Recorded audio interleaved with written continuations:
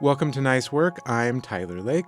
And I'm Alex Chambers. And today, Tyler, you are talking with an artist who's almost as elusive as his paintings. Yeah, Peter Shear is his name, and he put out a collection, a monograph, back in 2024 called Accident Report that, frankly, I cannot stop looking at.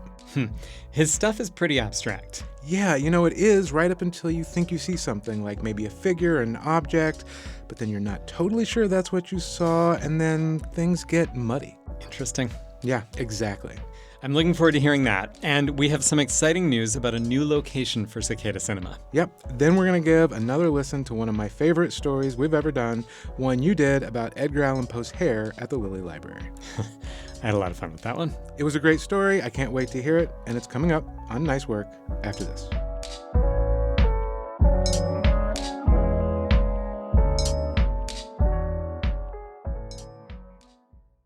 This is Nice Work. I'm Tyler Lake. My guest today is Peter Shear. He's a painter here in Bloomington. He paints abstract, suggestive works that hint at people, landscapes, shapes, and ideas without ever fully resolving them. His paintings are striking, ironic, funny, often elusive, and sometimes confounding. You can read them like clouds. No, tilt your head, squint. See it? Can you see it? You won't actually see much of Shear's work around here, unfortunately.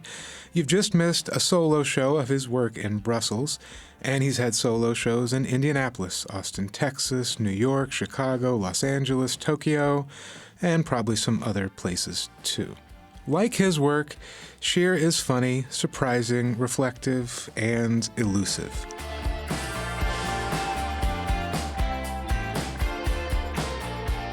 He recently put out a book, a collection of his work from 2019 to 2022 called Accident Report. In it, all of Shear's paintings are arranged in chronological order, and they're interspersed with images of paintings from other artists arranged in grids reminiscent of what you might find on Instagram. These others are paintings that Shear has posted over the years on his popular Instagram account. He often posts lesser-known works from well-known artists, but he has a broad appetite and a diverse palette.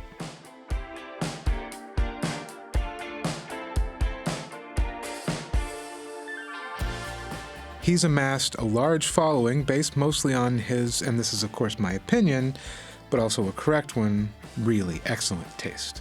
I sat down with Shear to talk about his slippery, off-kilter paintings and what it's like being a working artist in the 21st century. But I started by playing him some audio reactions from some of my colleagues, Kate Young, Alex Chambers, and Leo Pies, after I showed them a few of his paintings. I started with a painting called Wallet.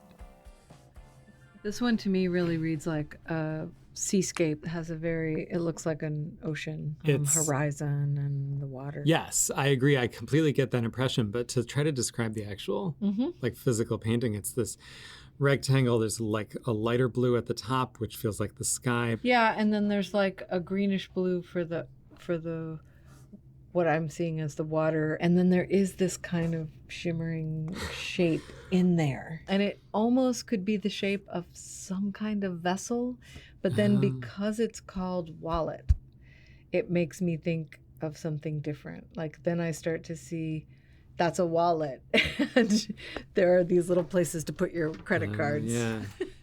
And then I showed them all a painting of Shear's that I really loved. It's called Eavesdropping. Most of the painting, it's a square, and it's mostly, what would we say the color is? Sort of a like brownish gray. Yeah.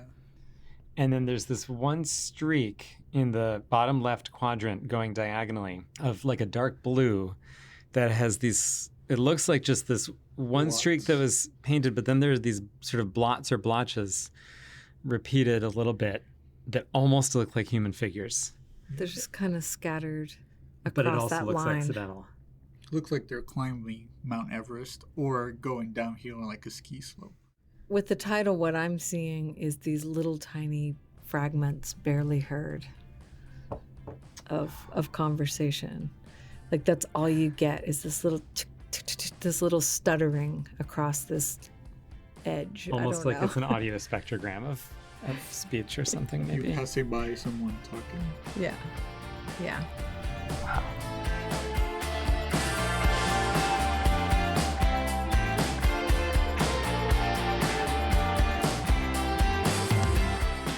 I played him that audio and then asked him what it's like to hear that kind of reaction to his work. It's fun to hear what people say. Oftentimes I get to see people at a show or look at the work and how their body language is, mostly what I have heard is sort of come in from online. It's nice to hear kind of an unvarnished take on the work. I mean, it all seems like it's doing its job, nothing in particular that the work is trying to do or needs to do, or there's no key.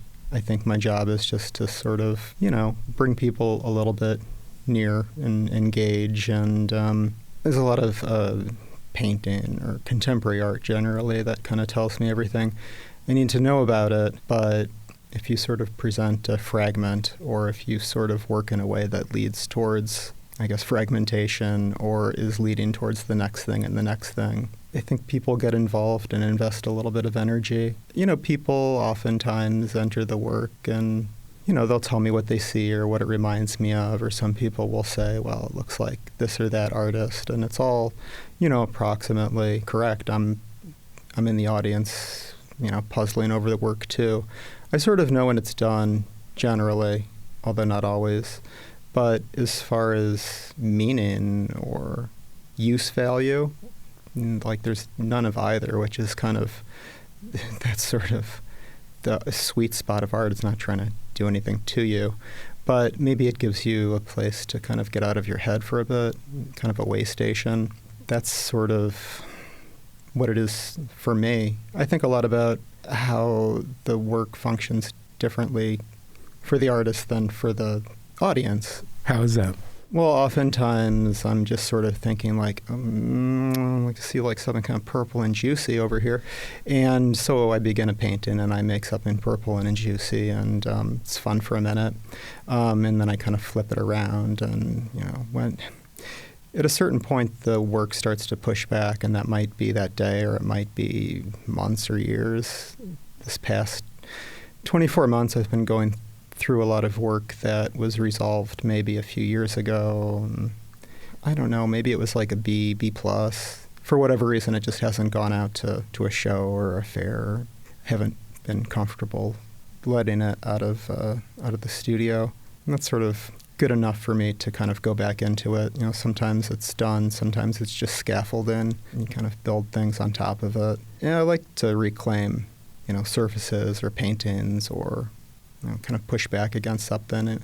Even if you, at a previous time, felt like at some point you would stop because you thought you were done. Sure. But you're still welcome to go back and reevaluate. I stopped because maybe I didn't know what to do next, or it was interesting or satisfying. One of the nice things about working smaller is that if I feel a little bit I don't know, I can kind of set it aside or put it in the closet so I won't, fuss with it. Get it out of my sight. Maybe if it was larger, I would just have to deal with it and overwork things. It's imposing on your space. It's imposing on my attention, yeah. Space is a problem, but attention is more of a problem. What you sort of point to and gesture towards has a lot to do with, maybe whatever meaning you can make in the painting that I'm sort of making. There's kind of an abruptness or a specificity to it that I see, although I'm not working towards anything in particular that I know of. I'm just sort of working towards a place where there's kind of like a thick intersection of image and suggestion and becoming and undoing and, references to other work. Sometimes I see it, sometimes I don't, but I think just that sensitivity to it, something interesting is starting to happen. I'll leave it alone, and I think that is arrested on the surface of the painting itself. And I think you don't have to be particularly read into, art or painting or anything to sense that urgency.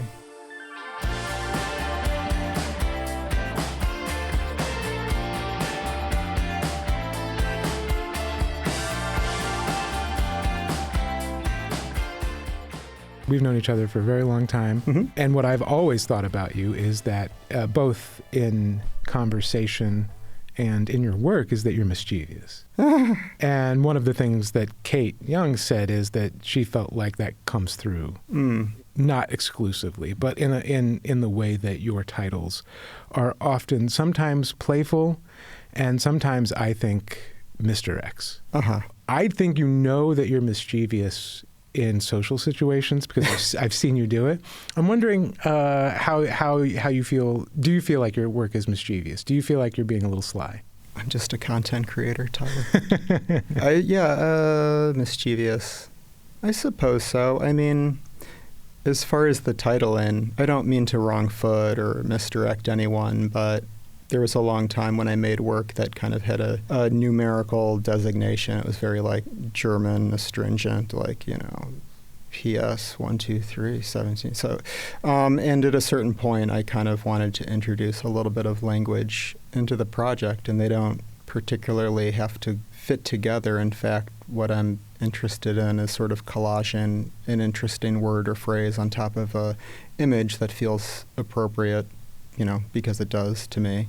People, mind is going to want to tell a story about that, and I feel like that's just another aspect to the work, is sort of trying to enjam the title, given title, with the image. And I kind of like that that's also firing in the background. And certain words they just seem evocative. And of course, some of the work looks more representational or more like landscape. And there was a long time when I tried to avoid that or wanted it to be, maybe I had an idea about like a pure abstraction, or it can't be too much in one direction. But I got interested in the muddiness of that, and what if I make certain pieces very stripped down and geometric and astringent, and others that are very juicy and referencing landscape or the figure, and kind of the way that the viewer and that I have to sort of shift painting languages from one piece to another, and that adjustment is really interesting to me. If I do this, can I do the opposite? Will people accept that? And just as far as having a few years painting and a few years with an audience, you can start to play with that as well. Will they accept this? Will they accept that? Will I? And you make all sorts of rules for yourself. And it's like, the stakes in the studio and generally in painting, it's like very, very low. No one cares. And that's sort of like a great place to be. You're kind of hedged in only by the rules that you set for yourself, which are important. I mean, like, I love a restriction, but, there's like starts and stops. You sort of like, you make work and you're pleased, but it sucks, and you don't know it sucks. Later on, you're like, oh, it sucks, I'll start again. And then you make work, and it's a little bit better, and then someone's like, hey, you just made it's Donald Judd, and you're like, oh, I'm making other people's work. And so you like, you tear it down a few times, or maybe you work towards a motif, or you think like, well, I can do this like for the rest of my life. This is pleasing, but you can do it for a few weeks maybe. You just don't know when things are going to give out, I think. Working in a way that you're going to kind of expand territory, and maybe it becomes arid, and you move over this way and kind of cultivate something else, and maybe then you go back and you dig up the bones and you kind of and bring them back to your new spot. And it's just sort of like in that way I can stay interested. And I can stay confused, and I can stay not knowing what I'm doing, which is a good point to be in. I mean, good stuff seems to happen when you don't know what you're doing. When you know how to make a painting too well, that's a problem. It gets kind of stale, or you have a sense of what people might want to see, or what I want to see, or what later on. Maybe you sell some work. It's like, well, I'll make more of that, and then that becomes like a situation.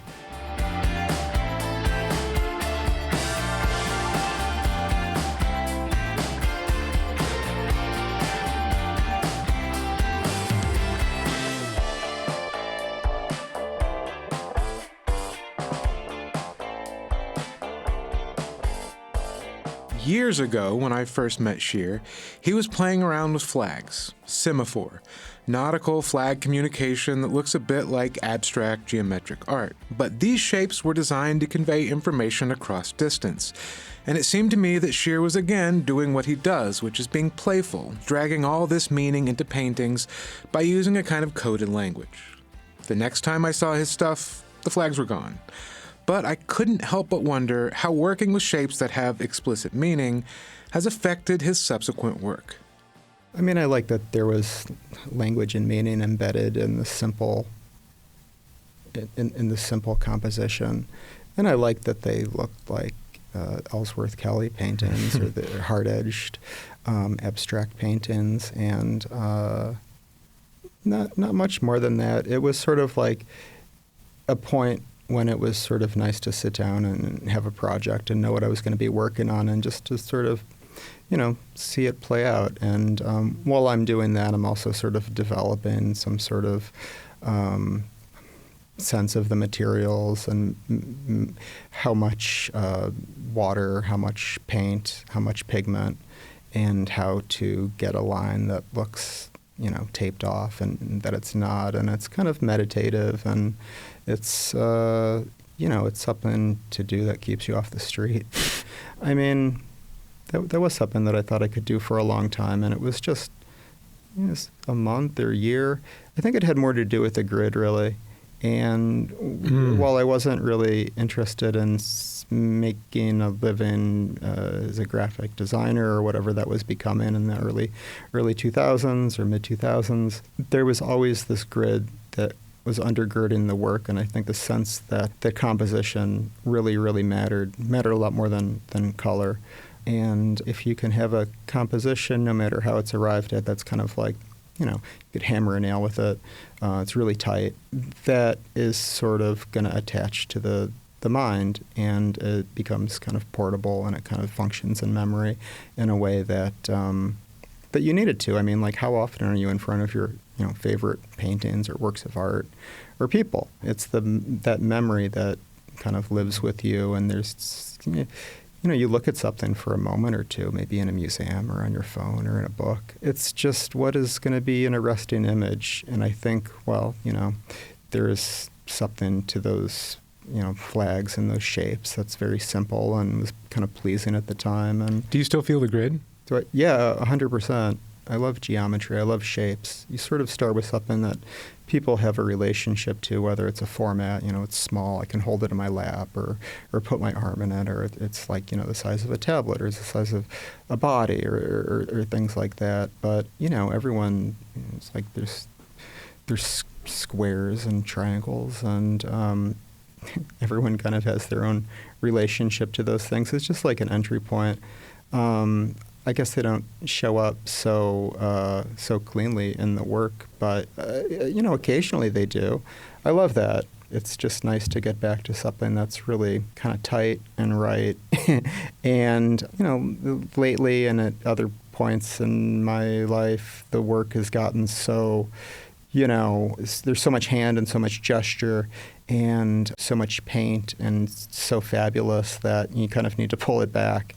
And kind of confronted with it in a room, it starts to feel overwhelming, and you kind of just need like a nice, cool glass of triangle, and it's refreshing and a palate cleanser in a way. Sometimes especially making a show, there's work that kind of functions more as punctuation. Does that punctuation come in selection? Or do you sometimes feel like you're painting one piece as a punctuation to a series of others, or... No. Oftentimes the work that feels like outliers or not particularly important can show up and play a kind of important role in an exhibition. I have a lot more experience making paintings than I do in making shows, so it's also a pleasure to kind of step into a situation where maybe you have a beautiful space and professionals to work with, and platform and an audience, but you sort of become reliant on other people, and then you are sort of thrown into a situation where you have to be collaborative, or at least some sort of a better communicator than you might be when you're making the work, and language isn't really present or very helpful. Making a show, the work becomes kind of modular, and I kind of want to not repeat myself visually, or if I do, it should be purposeful. That repetition is interesting to me. But you kind of don't want to overwhelm people either. I think it takes a lot of energy to to look at work. I know it does for me. So, how much information do people need? What is going to move people through the space? What are the sight lines? And that's sort of where, I send oftentimes more work than I know that I'll need, and in the space, on the day, in the light, what looks okay, and you start to put things places and see what things look in proximity, and I like that. I like that quite a bit.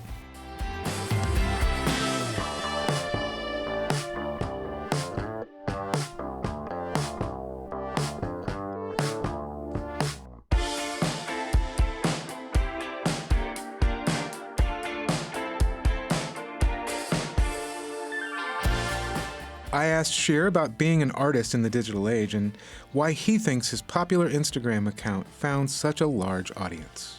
I don't remember why I got on Instagram, but it was just like a placeholder for work that I found interest in. I never had a scrapbook, but, at a certain point I had a smartphone, and it was just like an expedient way to hold on to work. I didn't realize there was an audience for it, and I think whereas there was, and the platform was geared towards that sort of thing, it's not anymore. I mean, I think I got on, it was prior to Facebook buying it, 2015, 16. Anyway, I can sort of see that the disparate work that I posted, or things that were kind of more obscure, they got a lot more likes or engagement. They were reaching more people that were happy about it 10 years ago, and now it's like a fraction. And that's not the goal. The goal is just to sort of share my enthusiasm. I mean, I feel like that's the best we can do, is to, have our enthusiasms and to shuffle them around. And it was a quick way to do that. And at a certain point, I felt bold and dropped one of my own paintings in. And I became very interested in how they work in a grid, and how things spoke to each other, and how there were motifs or compositions or things that kind of bled into each other without my trying or really wanting it to, but just sort of... And this being a different grid. This being the Instagram grid, and not a grid inside of a painting. Yeah, just sort of the mind as an organizing tool. I was interested in that kind of byproduct of the organizing. Yeah, I mean, as surprised as anyone else, it had an audience, but just doing that when I wanted to, daily or every so often, you just end up with more eyes on the work that I was doing. And it was also a way to kind of inform people about the work. And you can sort of drop things into this grid, and the painting might thread back to, such and such a period or such and such an artist. And so there was that aspect as well. And then, I don't know, I guess like a bit of community formed around that. I mean, that's how I got my first gallery in New York, or first time I did a show in New York, a solo show in 2017.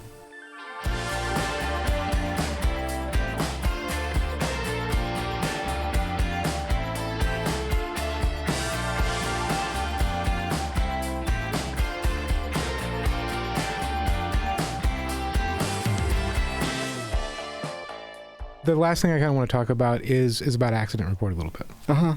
It's a really beautiful book. Like, just the way it's put together is really nice. Thank you. And it leads me to the way and what we've talked about with social media, is it leads me to the way you've sort of structured this book. Mm-hmm. And which is, you've got a lot of full-page images of your work, and those transition into obviously set apart sections with like a pink background that have grids of 4 paintings that come from your Instagram. Yeah. It's pointed out that you can see that your paintings are in chronological order. We're watching you move through time. Mm-hmm, mm-hmm. So you have that, the rhythm of these, of your own paintings moving through time, and then you break them up with these Instagram posts. As someone who's looked at this book a lot, my mind wants to find the connection between the Instagram images and the work, and almost in a progressive way, as in, this is what I was doing, here are these images I saw, this is what I was doing, and then, rinse, repeat through the book. To me, that feels part and parcel with the slight mischievousness and the occasional tendency toward misdirection that I think is part of what I at least get out of your work. I was tickled thinking that I could, souvenir others' work and also kind of pay homage to work that's influenced me, and also to sort of, illustrate in, at least by, proximity, this is important to the painting, not any one painting in particular, but I was asked about, a text, will there be a text? And I thought, no text. I've wanted to publish just the raw visual data from the Instagram, and just kind of interesting to me. And I wasn't exactly sure how I would do that, and it seemed like a good place to kind of try that out and to see how that might work in print. And it seemed like a good time to do that. And it's just sort of nice to have these people with me in the book, and because it's a group effort. You make a book and it's just it's too much me. It's not that. It's definitely not that. I mean, I can't really take full responsibility for the work, and I don't want to. It's a lot of help. And the help is some of this work that you've been ingesting that you cut into the book. Is that what you mean to say? Yeah, I mean, it's great when you're a painter because you can sort of have these conversations that go backwards and forwards and into space, into the future. And the work is very, very alive, and the people are as well to me, and to others as well, of course. I wanted there to be just a cross-section, or just a period of time that I excised from the Instagram page, and whenever it was, the dates, and just sort of dropped them in. We tried how many to a grid, and I guess 4 worked, and we wanted to set them off in a certain way. So my paintings are printed on uncoated, matte paper, which kind of soaks up the ink in a way, and you lose some information and gain, I think, maybe more of an object, more of a print. And the Instagram portion is, set off by this nice pink paper, nice and glossy. It feels a little bit more like a screen. And the work of mine was from, I think, 2019. I'm not exactly sure the years, but we have, it looks like 2019 to 22. Okay, so it was an important inflection point for me, and I think for a lot of other people kind of going into COVID. My wife and I had our first kid, had a daughter, Annika, was born in October 2017, and so we had a kid that had just gotten into daycare, and I had just, begun working again after a period of time of not working and just trying to make it work as a painter, and it was sort of we need, you can't do that, gotta get a job. There was just a lot on the line, and pandemic, I turned 40 a couple days after things shut down in Bloomington. Spring of 2020. There was a certain something in the air, and so to kind of go down in my basement and make these paintings, and after a certain period of getting the work out and investing a lot and having a little bit of exposure and what is going on and fatherhood and cooking hash browns and diapers and on all of it, and it's just intense, and it felt urgent. It was a period where I started working very, very early in the morning, which I still do. I think I had to go to work at by 7:30, 7 o'clock, something like that. I started painting if I could get up before 5, I would, to be painting around them. And so it's I've got my coffee and I've got this work, and it's go. And there was that urgency, which I feel is really can be beneficial. And I'm also just sort of I've just left a dream, and I've got my coffee, and nothing bad has happened that day, so it's very hopeful. And I've got all my good stuff, and feeling chipper, and I felt like I was getting a lot of productive time out of a couple hours, whereas maybe I would get that a certain something like that out of 6 or 7 hours, or the best time is first hour and last hour, or last 15 minutes, or just the things you throw away, so to speak, and toss it off. It's sort of oh, everything else I was trying too hard. That worked, and rats. I got in front of myself again.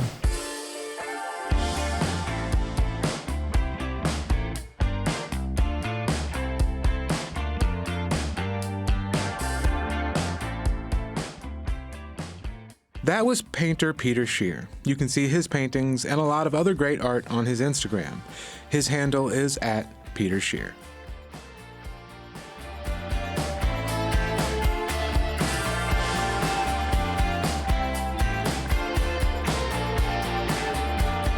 This is Nice Work. I'm Tyler Lake.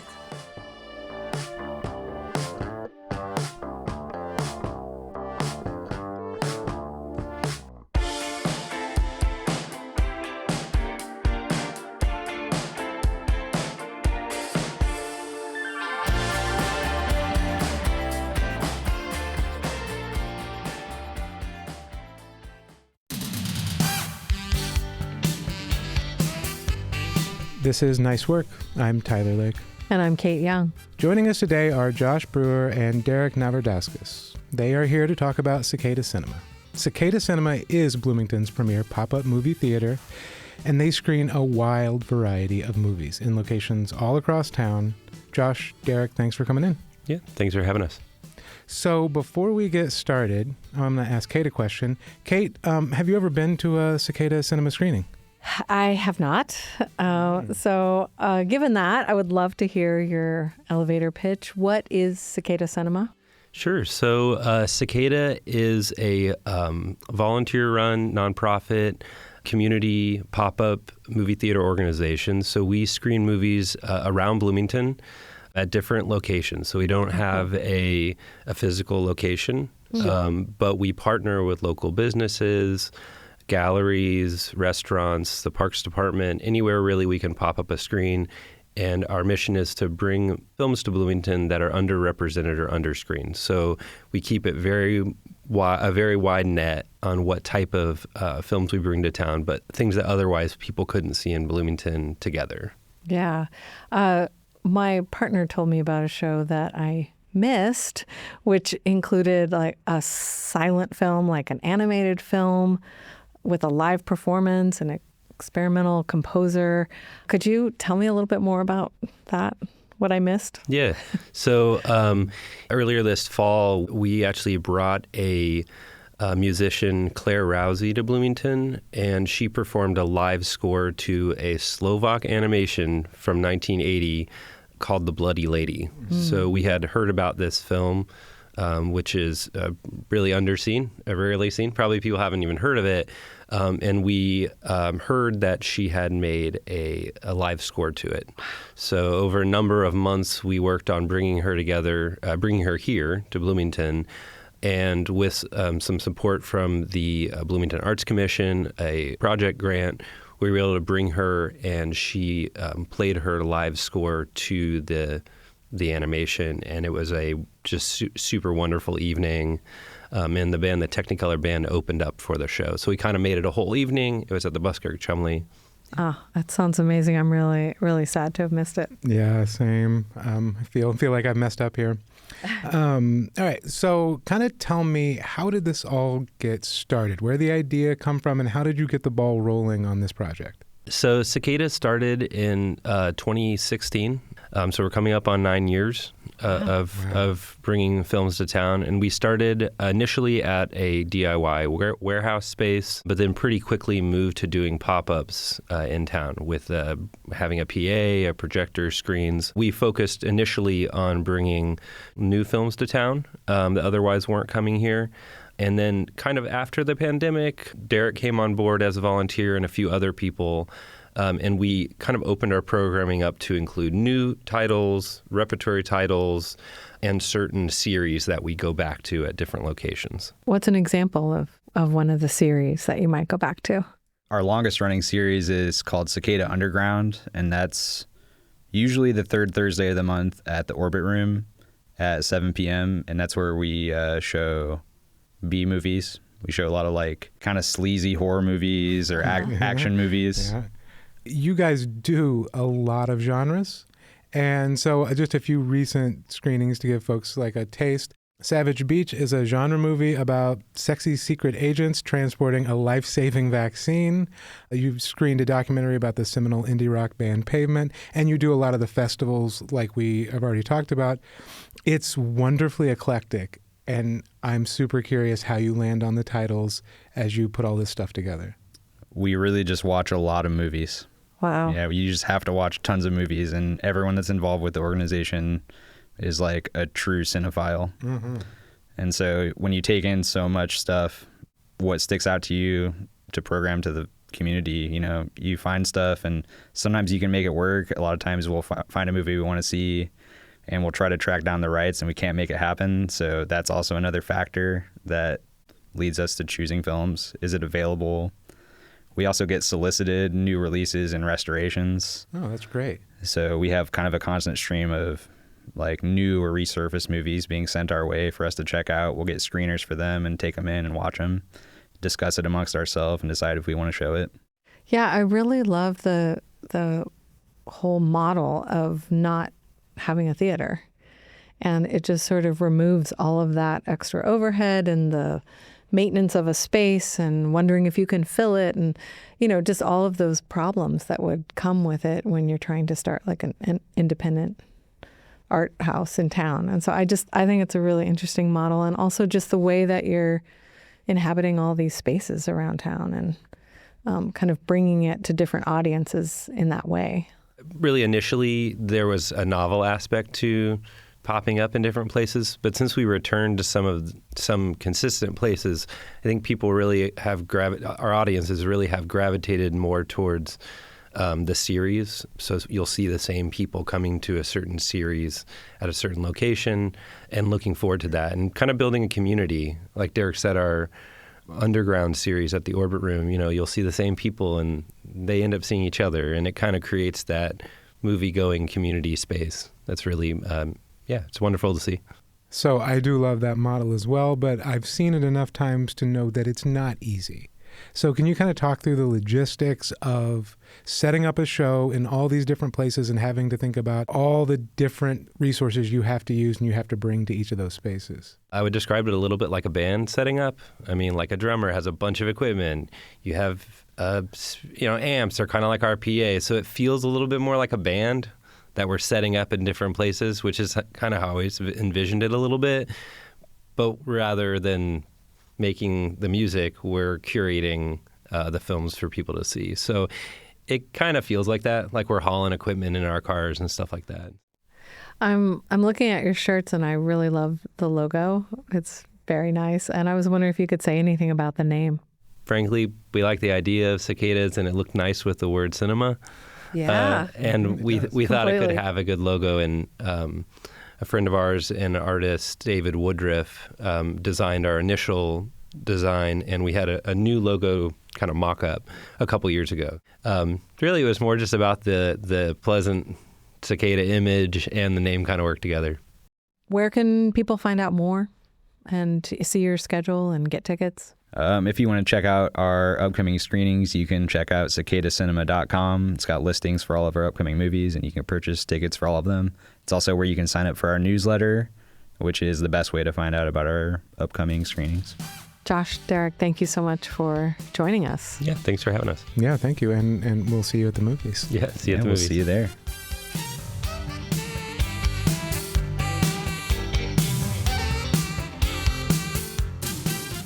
That was Josh Brewer and Derek Navardauskas with Cicada Cinema.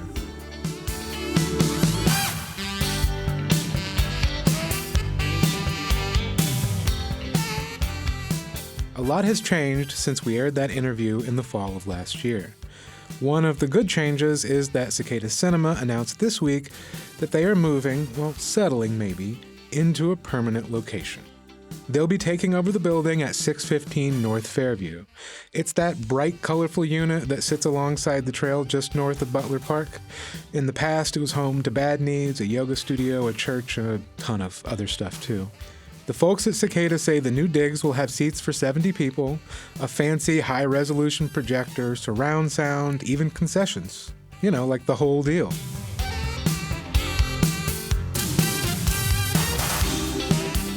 But to get it done the way they'd like, they're asking people to help out.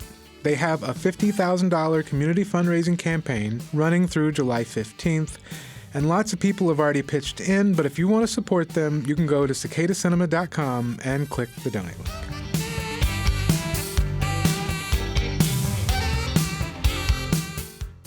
And congrats to Derek and Josh and the rest of the folks at Cicada that helped make this happen. I am super excited to see what you all have planned.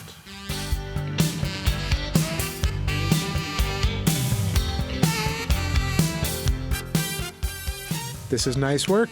I'm Tyler Lake.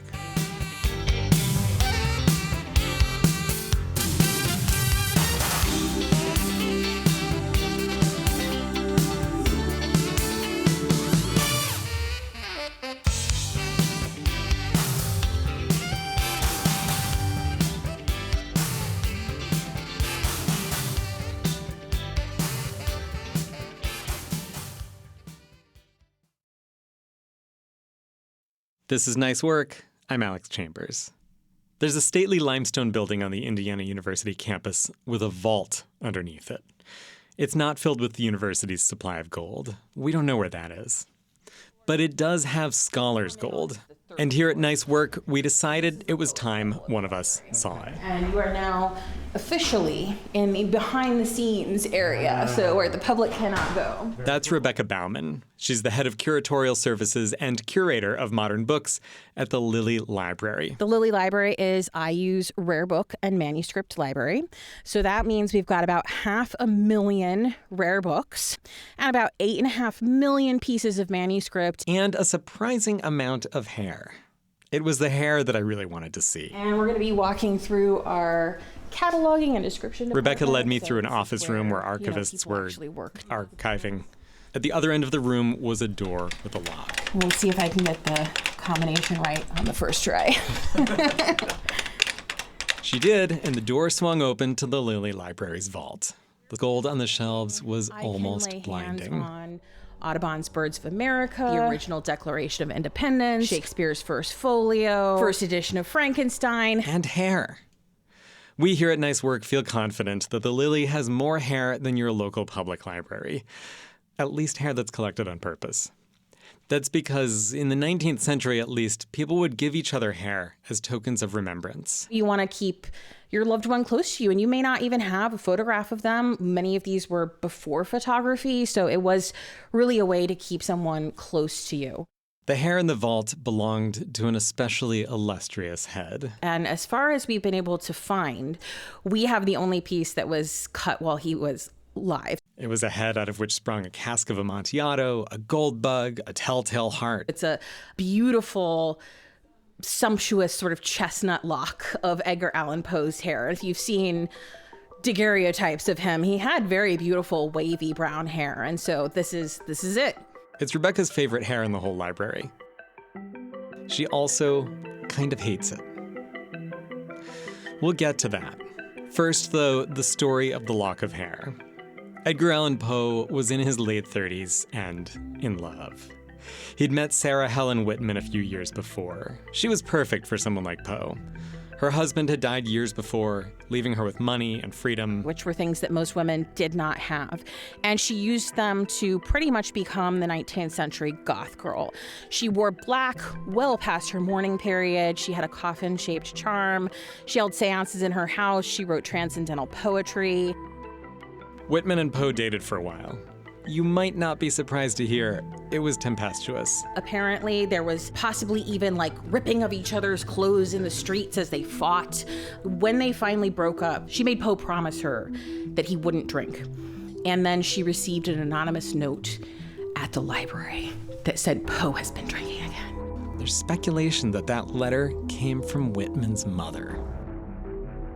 So Poe wrote Whitman a love letter. Dearest Helen, it starts, write me one word underlined to say you do love me and that under all circumstances underlined, you will be mine. And sent the hair along with it to really make his point. Whitman kept it after Poe died, and now it's one of the things the librarians like to bring out on tours to show off the surprising things in their collection. It's pretty amazing to be able to look at Edgar Allan Poe's actual hair, a lock he cut himself. But here's the thing. As cool as it is, the librarians at the Lilly, they're not so thrilled about this lock of hair, or Sylvia Plath's ponytail, or any of the other hair sitting in boxes on their shelves. Yeah, I think my feelings of frustration about the hair just come from being asked about it a lot and it becoming a stopping place. Because there's not that much to learn from a lock of hair. Sure, 19th century ways of remembering, showing affection across long distances, all that. But it's not going to help you understand Poe's literary influences, or who would have been reading The Telltale Heart when it was first published. It's hard to write a dissertation on. The hair is not going to spark that. It is what it is. It's just going to sit there and be cute, and you can't research it. So that's why it's a bad representation of what the Lilly is. It engenders no research. We'll admit we were less original than we thought when we found out about the lock of Poe's hair and said, wow, that's cool. It is cool. But the aura of the famous writer that emanates from this small bunch of strands, it just doesn't tell you much. So what should they do? All of us getting all excited about Poe's hair and the librarians feeling like, meh. If I were the Lilly Library, I would maybe consider just getting rid of it. Sounds like it's a distraction. As much for this reporter who does have a PhD and should be immune to this kind of shiny object fascination. I was about to propose that to Rebecca. I think I just saw a bird outside who was looking for some nesting materials. To me, the hair has to be a hook. But it turned out to be more complicated. It has to be a thing that's going to get you in, and then you're going to go somewhere else with it. So you're excited because you hear we have a piece of hair, and you come in and we show it to you, and you have that sense of wonder. And that's what I like about it. It does engender a sense of wonder and connection with the past, where you're like, wow, these were people. They had hair. They were in color, you don't see Edgar Allan Poe in color. At this point, Rebecca was starting to sound like a particular 19th century widow who liked to hold seances. And it just kind of has this visceral quality to it that does make you realize that these dead people are still with us. They're still speaking to us. And Rebecca says that visceral reminder from a lock of hair Edgar Allan Poe gave to the woman he loved is actually emblematic of what the library does. Again, Sarah Helen Whitman would approve. I think of librarians as spirit mediums. We are channeling the dead. All of these objects that we have, whether it's a lock of hair, whether it's an old leather-bound book, whether it's parchment from the Middle Ages, there are lives inside of that.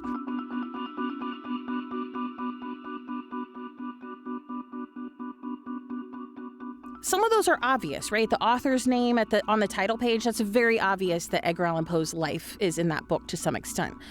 But what about the women who stitched the bindings? What about children who hand-colored pages? What about, the big burly men who pulled the printing press and drank beer all day and sweated and cursed and worked really, really hard to make those books real? There are so many lives, both great and common, in these objects, and that's all that's left of these people many times. Their names are lost. We remember Poe, but we don't remember the names of the people who made that paper that his letter is written on or made the ink that it's written with. That is still left of them. It's still here in this world, and I think we're responsible for sort of holding those lives in our care so that they can continue to touch and affect other people. I think that's why people love the library, because they do feel that connection with the humanity that has come before them. Rebecca says the Lilly is for everyone. It's about nurturing curiosity as much as deep research. You don't need to have a reason other than curiosity to visit the Lilly Library. A lot of libraries like this, they'll make you state like your research purpose, like why are you here? Are you good enough to work with these materials? You don't have to have any credentials to work with the materials, and you don't have to work with them. You can just ogle them and touch them and sniff them and, commune with them. Got a morbid fascination with dead writers' hair? That's enough. The curators and librarians there, they just hope you get so entangled in that hair that it leads you to more questions. That you need to answer more questions before you escape. The vault awaits. We mortals are invited to disturb what's inside.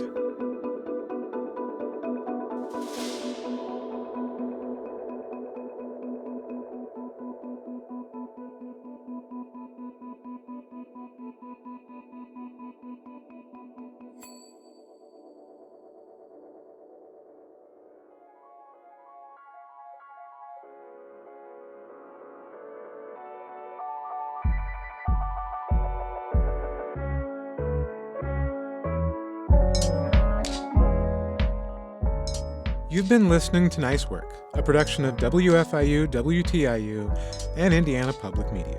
You can find us at ipm.org. We get production help from Danny William and Jonah Ballard.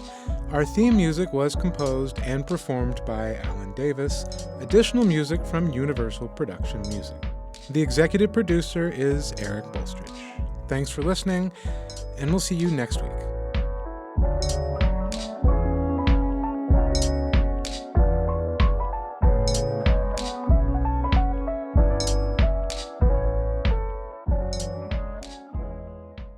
If you like smart conversations, you'll like The State of Inquiry.